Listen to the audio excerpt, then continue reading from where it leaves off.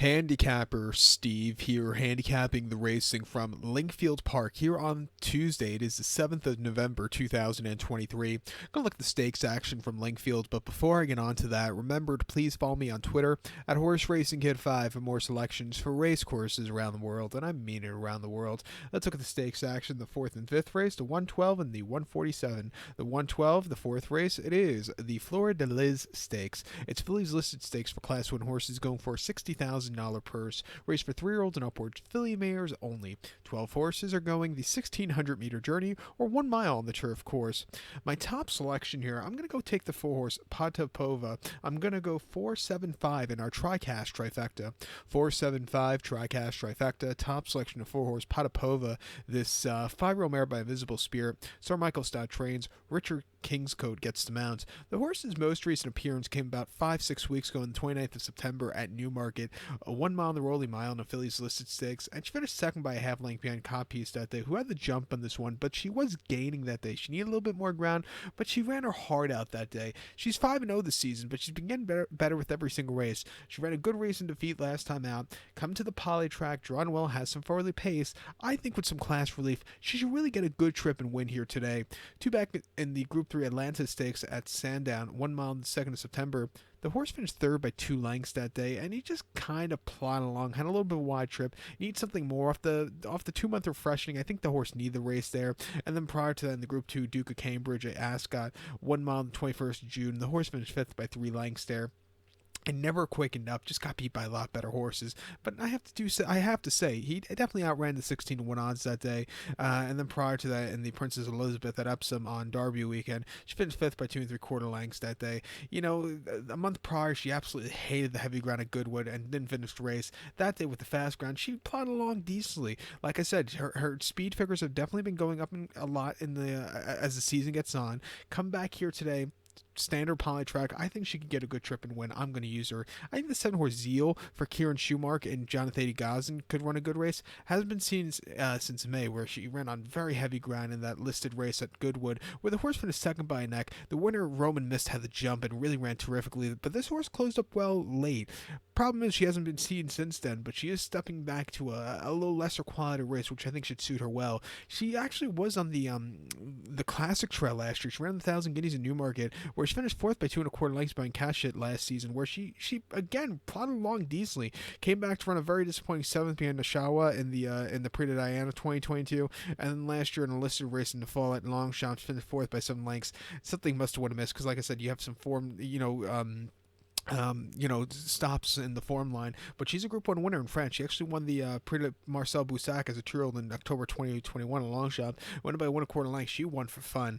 Refreshing here off the bench. At 5-1, I'll use her, but I do think Potapova is a likelier winner. She's really improving here, and she's sitting in that good race, but it's going to be an exciting feature. But use them both in the quad pod. But to recap my selection for the 4th, the 112 from Lingfield, it's the Fleur De Lys. Going to take the 4-horse Potapova. Give kudos to 7-horse Zell. 475. TriCash trifecta, 4-7 in the multi-quad or place pot, whatever you decide to play.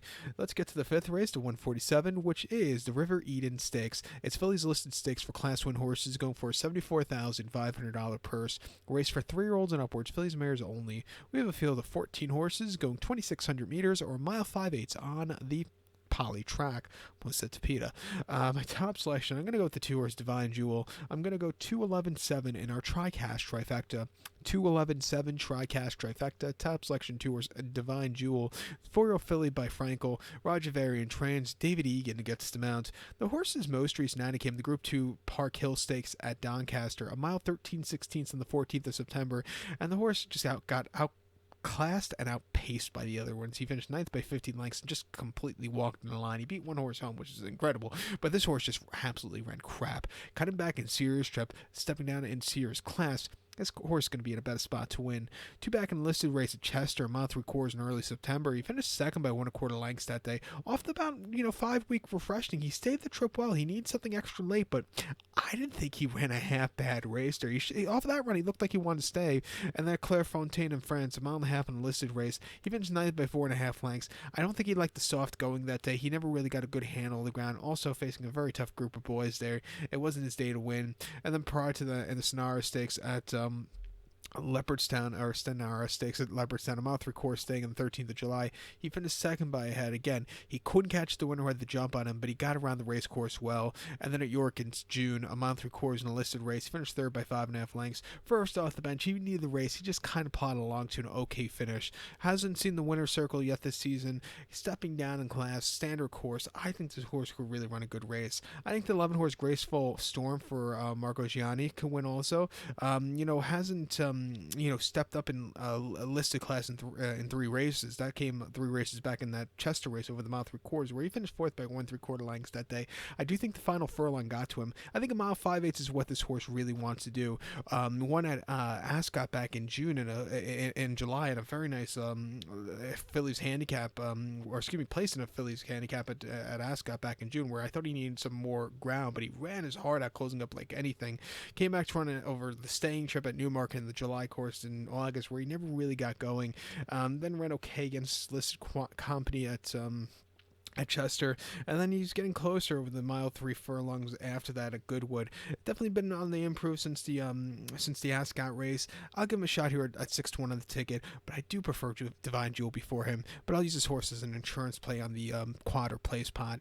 But to recount my selection for the 147, the 5th race from Lingfield, it's the River Eden. Gonna take the 2-horse Divine Jewel. Give kudos to the 11 horse Graceful Storm. 2-11-7 trifecta. Use them both in the multis. So good luck to all. Please follow me on Twitter at Horse Racing Kid 5. Good luck, everybody.